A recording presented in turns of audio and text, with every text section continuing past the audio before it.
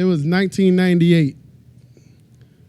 How old was I then? I'm 23, so in 1998. Anyways, 1998. My cousin Myshaun Rice, his nickname was Soup, spelled S-U-P-E. I just remember that day vivid. My mom called me downstairs and said, Sean has been in a car accident. I'm like, what you mean a car accident? And then they said he probably not gonna make it. So the days go on, he's fighting for his life. And so we got the phone call that's saying that he didn't make it. His wife died instantly. He was hit by a drunk driver. So he didn't know when he was driving home that day. He was out with his wife celebrating because he had just signed his record deal. Wasn't drunk, nothing. And the story gets even worse because his wife was killed on spot while he was in the car with them.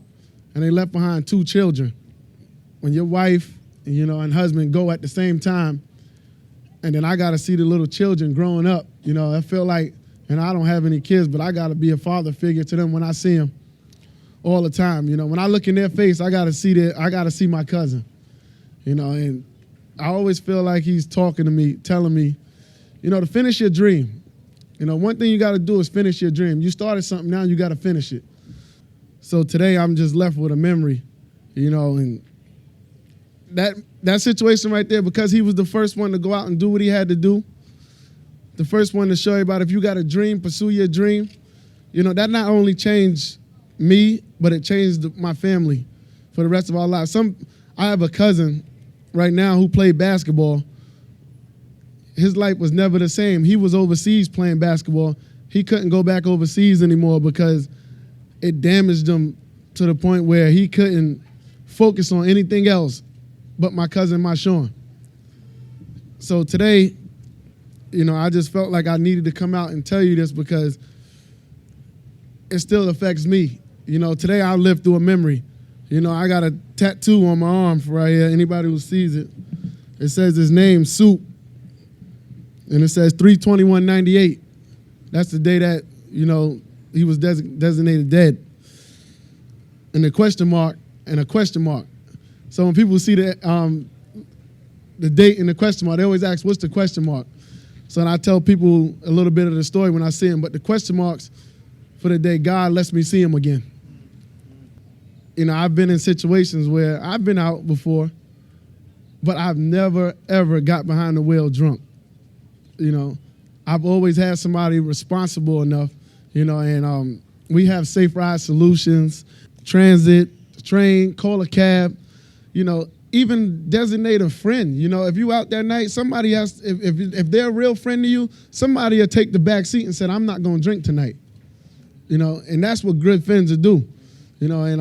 But I've always been in situations where I've been blessed to be around great people, a great environment, that somebody's always sober driving me.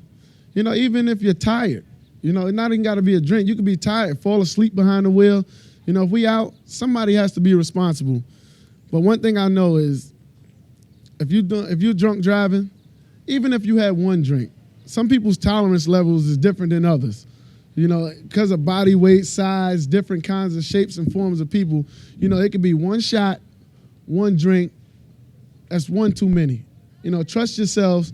Even if you're out and you're driving, your car is not more important than your life. Leave your car there.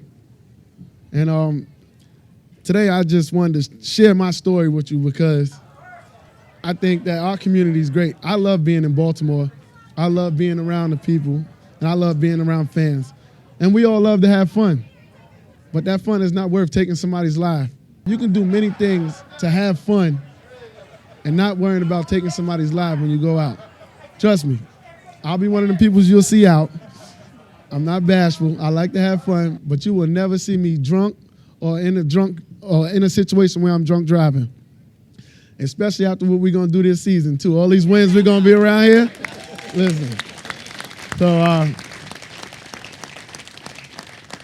but I'll leave you on this note. It was definitely a calling for me to tell you about my cousin's situation. Because I feel like he still talks to me today. He wants everybody to know what he's been through. Right now, I'm not wishing on anything, but my dream will be complete when obviously my name is in the record books and all that. But my real dream is, to tell them how many people heard your story out, and the day my dream is finished is when I see them again. But thank you for having me. I'll be sticking around, and I'm looking forward to meet and greet, and appreciate you for hearing my story. I really do. Thank you.